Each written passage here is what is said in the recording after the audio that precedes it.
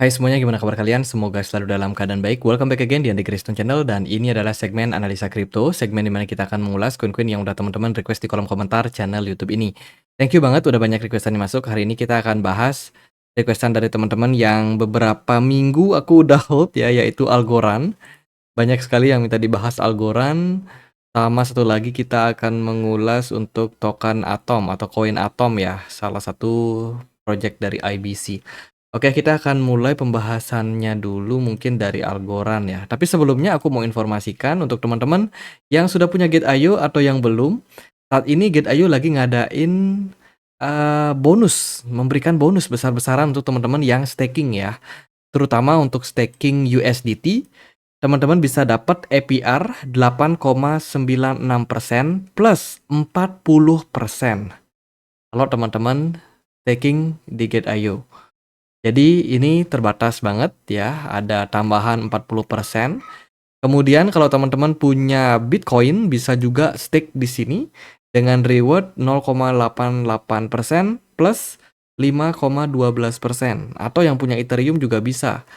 Rewardnya tambahan menjadi plus 6,12. Jadi lumayan banget, bisa meningkatkan yield yang kalian dapetin.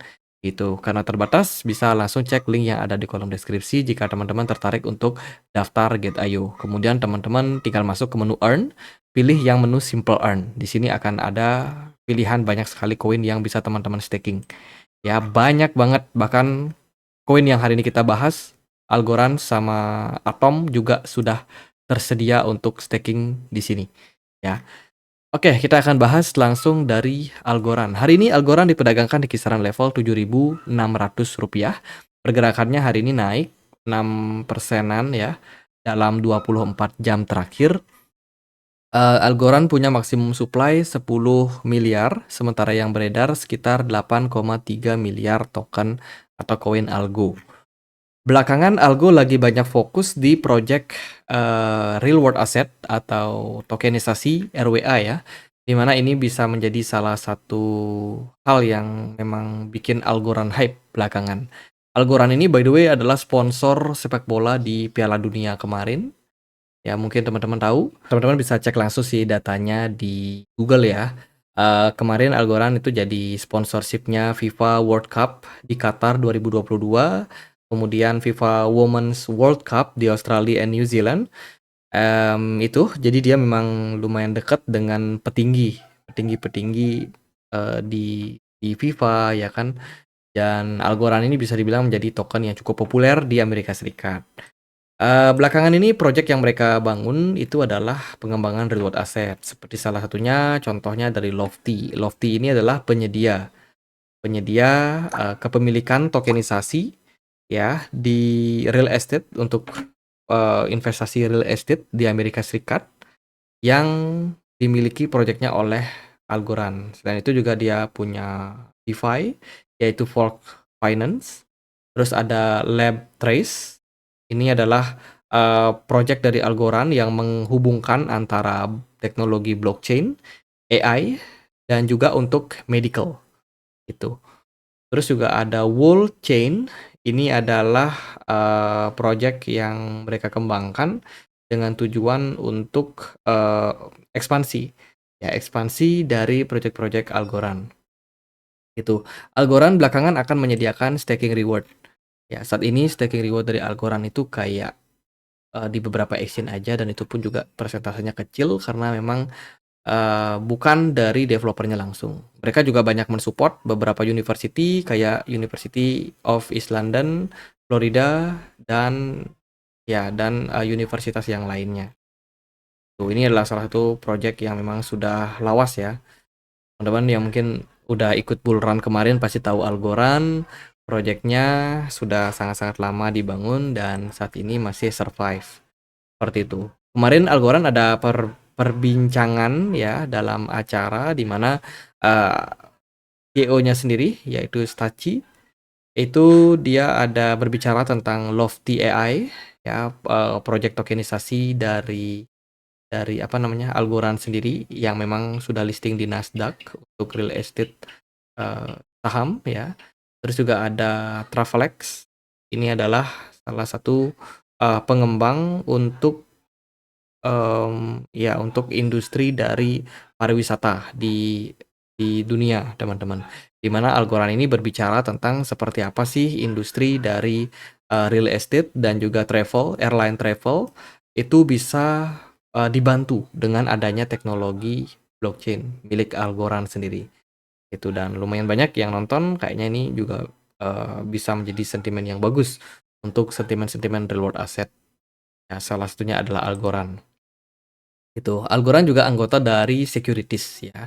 Proyek yang sama yang juga di dalamnya itu ada beberapa proyek-proyek besar lainnya seperti BlackRock yang memang, berfungsi untuk menyediakan tokenisasi. Tuh, jadi good point sebenarnya untuk Algorand. Selain itu, ya ini dia ya, staking reward yang akan hadir ke depannya. Kalau staking reward ada, apakah itu bagus? Ya tergantung.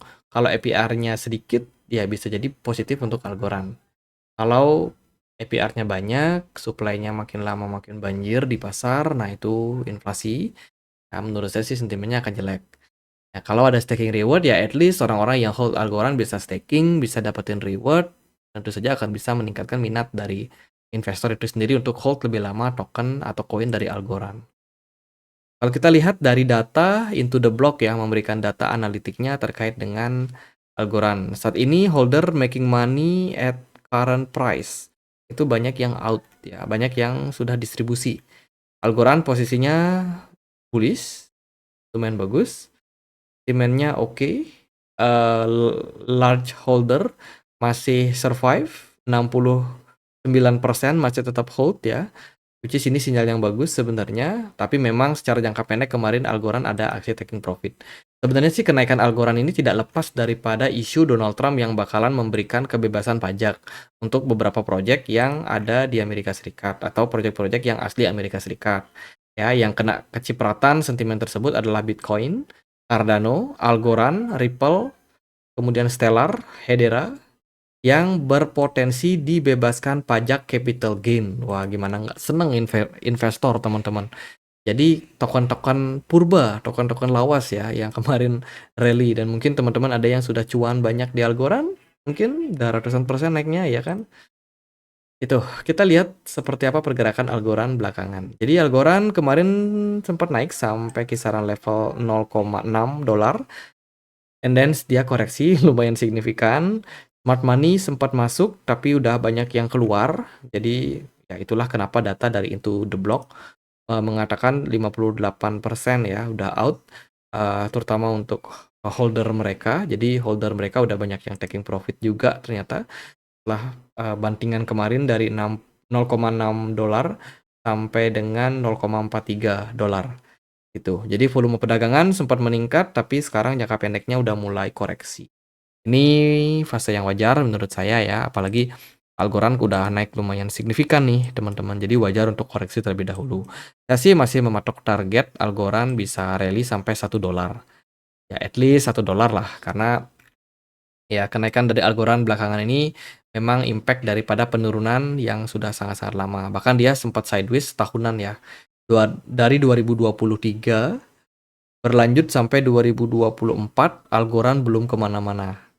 Ya kemarin struggle melewati resistance 0,3, lama nggak bisa jebol dan sampai dia tuh harus turun balik lagi, turun sampai 0,12 gitu dan akhirnya dia bisa menunjukkan tren bullish yang bagus. Apakah kedepannya bakalan positif? Saya rasa market akan positif aja, teman-teman.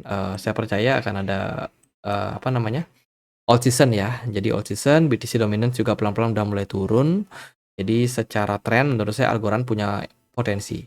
Ya, jadi pola yang terbentuk pada Algorand adalah double bottom. Sudah konfirmasi breakout dan sekarang kita tinggal nunggu running naik aja. Mungkin ada teman-teman yang sempat FOMO yang masih semangat buat hold karena sangkut.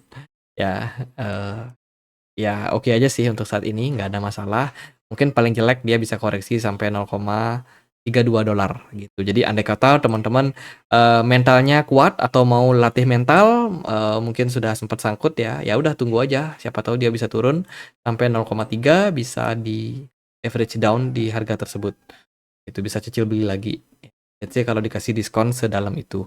Tapi untuk saat ini sih paling yang teman-teman perlu perhatikan adalah ada level support area yang cukup kuat, yaitu di kisaran 0,4 ya 0,45 lah sampai dengan $0,4.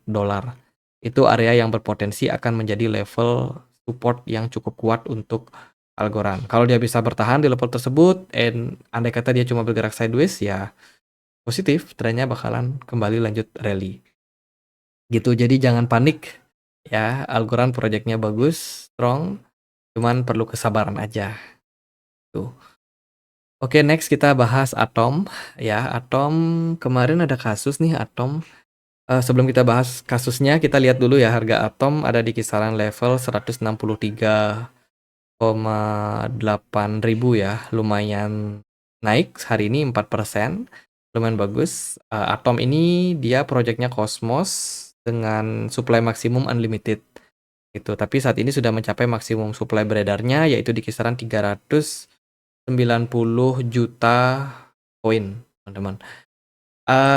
Atom adalah project interchain. Dia fungsinya adalah menghubungkan antara blockchain satu dengan blockchain yang lain, menghubungkan project satu dengan project yang lain. Jadi Atom terus Polkadot itu adalah project yang suka merangkul project blockchain dari yang lain. Artinya project blockchain yang lain. Itu dia join dengan satu holding namanya adalah IBC atau Internet Blockchain Communication Protocol, di mana memang tujuannya adalah untuk menghubungkan blockchain satu dengan blockchain yang lain ya, dengan keunggulan yaitu skalabilitasnya tentu saja akan lebih luas karena ada layanan cross-chain yang dia punya. Kemudian juga transaksi itu akan lebih masif, lebih rame di jaringannya, terus juga untuk efisiensi. Bagi mereka yang suka cost lebih murah, dengan adanya penghubungan blockchain ini tentu saja bisa diminimalisir oleh project dari Cosmos ini. Itu jadi sebenarnya tujuannya bagus, teman-teman. Ini salah satu gambaran dari ekosistem yang dimiliki oleh Atom. Belakangan dia ada integrasi dengan Celestia dan juga Injective ya yang terbaru. Sebelumnya kan dia ada Osmosis, ada Terra, mungkin teman-teman tahu Terra Luna, dan juga beberapa platform-platform lain, Akash Network dan kawan-kawannya. Tapi sekarang udah total 100 kerjasama dengan blockchain berbeda, baik itu dari layer kedua ataupun layer pertama. Which is ini sebenarnya sebuah integrasi yang kuat dari Cosmos. Itu. IBC protokol ya, sedikit edukasi buat teman-teman. IBC protokol ini terdiri dari banyak protokol. Ada Cosmos ya yang memang tujuannya untuk securities dari interchain ya, project yang mereka bangun. Kemudian juga ada Stargaze. Ini berfokus pada cross-chain antar NFT, project-project NFT. Kemudian ada Picasso. Picasso ini memberikan integrasi untuk Cosmos dan juga Solana, khususnya IBC dengan Solana. Jadi ya kompatibel ya, teman-teman. Dan juga masih banyak proyek-proyek yang lain yang tidak kalah pentingnya. Seperti itu. Jadi memang proyek yang dibangun oleh Cosmos itu bukan proyek yang hype kayak real world asset atau RWA atau AI ya, bukan proyek-proyek seperti itu. Jadi otomatis secara naluri koin biasanya akan menunggu momentum koin-koin dengan narasi ya seperti serupa ya dengan Cosmos, ataupun dia ada integrasi, kemungkinan baru akan mengalami tren yang impulsif gitu. Jadi secara volatilitas dia akan cenderung lebih stabil.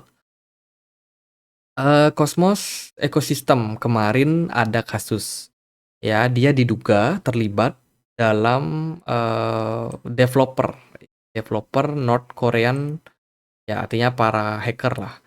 Jadi Cosmos kemarin kena kecurigaan ekosistem Cosmos diguncang oleh tuduhan pengembang Korea Utara. Itu banyak yang khawatir bahwa Cosmos ini terlibat dengan kasusnya Lazarus ya. Lazarus ini adalah salah satu hacker yang sangat terkenal dari Korea Selatan yang kemarin menumbangkan banyak proyek. Nah, itu ditakutkan nih Cosmos ini ada kaitannya.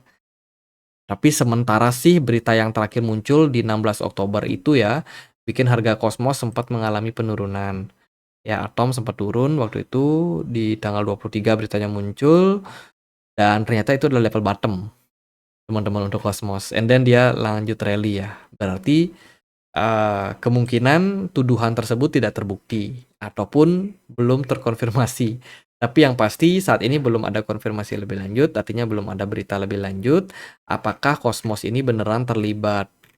Ada hubungannya lah at least ya dengan hacker ya yang ada di komunitas dari Lazarus ataupun komunitas hacker yang ada di Korea. Seperti itu. Lah apakah itu jelek? Ya tentu saja teman-teman, karena kalau Cosmos terlibat, otomatis ya market bisa menghukum Cosmos dengan banyaknya penyerangan yang sudah terjadi pada market kripto. Investor bisa lari dari Cosmos. Nah, karena guncangan tersebut belum terbukti, aku sendiri juga belum bisa memastikan ya apa yang terjadi pada internal Cosmos sendiri. Secara tren, secara sinyal, saat ini Cosmos sudah overbought. Ini dilihat dari data CryptoQuant. Jadi mungkin akan ada fase-fase koreksi dulu untuk Cosmos. Gitu. Dia ada unlock token kayaknya ya. Kita coba cek unlock token pada Cosmos. Itu saat ini ya fine teman-teman. Belum ada peningkatan terbaru dari jumlah token yang bertambah pada Cosmos. Jadi overall ya aman-aman aja. Oke, kita lihat secara pergerakan harga ya. Terakhir Cosmos capai level terbawah di kisaran level 3 dolar, 3,6 dolar, jadi diskon banget. Dan sekarang pergerakan harganya mencoba untuk sedikit recover dan sudah berada di 10 dolar. Good point sebenarnya secara tren. Kalau dari saya sendiri sih melihat pergerakan dari Cosmos saat ini masih melihat belum terlalu oke lah untuk kembali dalam tren yang rally ya. Menurut saya Cosmos masih harus kita waspadai dengan potensial berita miringnya. Tuh, kalau dari segi tren sih saya rasa ya hati-hati aja sih teman-teman. Tapi kalau secara pergerakan chart ini masih bagus. Kemudian smart money-nya masih oke. Kemudian dari trennya pun juga bullish ya. Bullishnya bagus, impulsif. Dengan posisi sideways yang memang sudah dia tembus di kisaran area resistance terakhir di 5,6. Jadi sekarang udah fully bullish sih untuk Cosmos.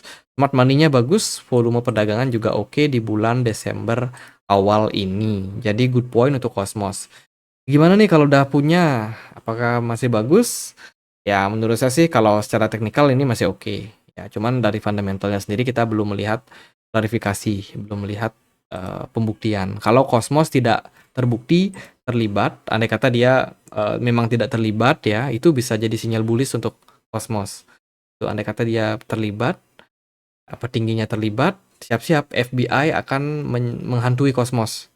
Ya, FBI itu kayak polisi dunia lah. Itu akan mengincar Cosmos. Kena kasus dia. Jadi bisa jadi sentimen negatif. Jadi nggak tahu apakah ini bakalan lanjut kasusnya atau justru kasusnya tidak diproses ya. Tidak tahu juga ya, tapi yang pasti secara fundamental perlu untuk di take note hal tersebut. Namun secara teknikal ini bagus, trennya bagus, impulsif bullish.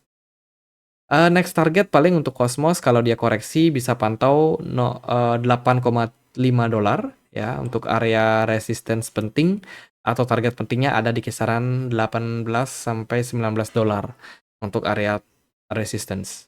Bisa dijadikan target profit di sana. Oke, jadi sekian aja buat pembahasan Algorand sama Atom Cosmos ya. Semoga bisa bermanfaat buat kalian. Kalau ada pertanyaan lain, teman-teman bisa tulis langsung di kolom komen channel YouTube ini. Kita juga ada komunitas diskusi di Telegram ya, tempat aku untuk update berita-berita terbaru. Tempat teman-teman juga bisa saling berdiskusi di sini. Kalau teman-teman mau join, bisa cek link yang ada di kolom deskripsi video ini. Jadi sekian aja, akhir kata saya Andre, makasih.